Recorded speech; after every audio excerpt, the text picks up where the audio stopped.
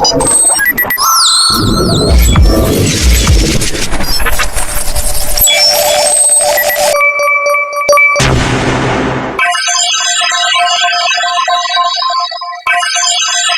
wabarakatuh. Nama saya adalah Hakimi bin Hasmi, guru nombor metrik 288188.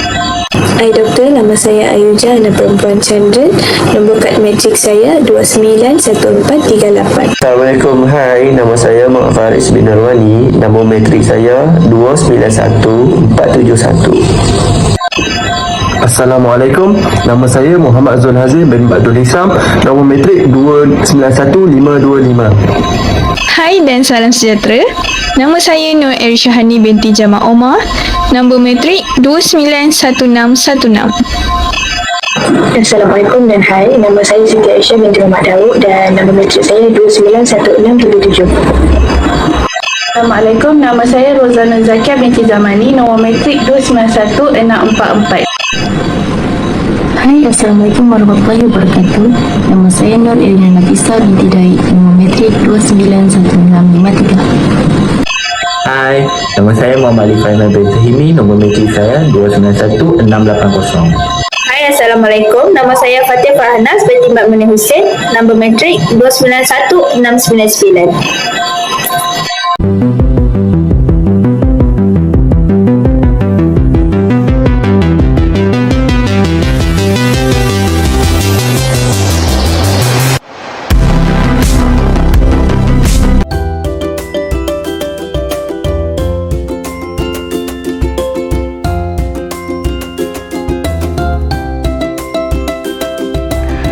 Bukti perbincangan ahli. Di sini kami lampirkan dua bukti yang menunjukkan kami ada membuat pembincangan bersama ahli-ahli kumpulan dan juga bukti pembincangan ahli kumpulan tim isu penerokaan.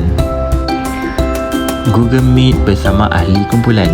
Di sini kami sertakan juga video berdurasi pendek yang menunjukkan pembincangan kami semua ahli kumpulan dalam menyiapkan assignment ini. Pembahagian tugas yang pertama, tim penerokaan. Di sini kami lampirkan juga bukti perjumpaan ahli tim penerokaan dan juga pembahagian tugas kepada ahli-ahli tim penerokaan yang terdiri daripada 4 ahli iaitu Erisha, Ayuja, Fatin dan juga Hazim. Yang kedua, pembahagian tugas tim infografi. Tim infografi terdiri daripada 3 ahli iaitu Ayuja, Roza dan juga Faris.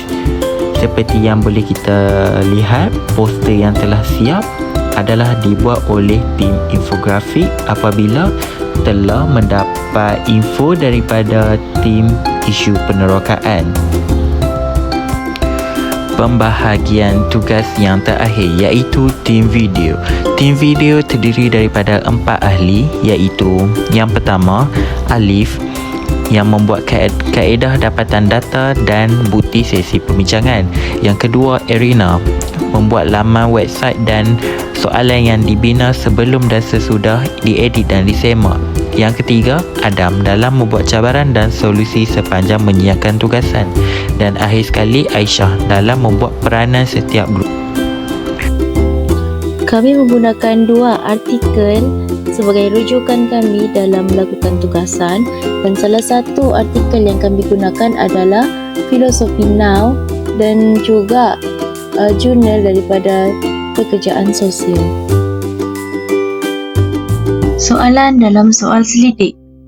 Soalan kami terdiri daripada 5 bahagian.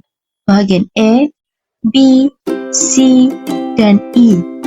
Soalan tidak berubah sekalipun disebabkan doktor bersetuju dengan soalan yang sebelumnya kerana menepati kriteria-kriteria yang ditetapkan daripada tugasan. Soalan-soalan selidik kami terdiri daripada 5 bahagian iaitu A, B, C dan E. Bahagian A melibatkan maklumat responden iaitu umur, keturunan, status, jantina dan tahap pengajian. Soalan ini lebih umum kerana kami masih menjaga privasi responden. Seterusnya adalah bahagian B iaitu kesedaran individu mengenai isu penceraian.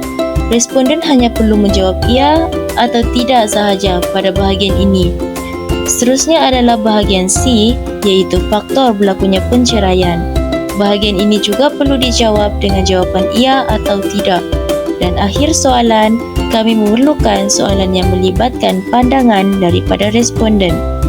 Bahagian D pula, ia melibatkan soalan untuk mengetahui seberapa banyak pengetahuan responden terhadap kesan penceraian dalam institusi keluarga.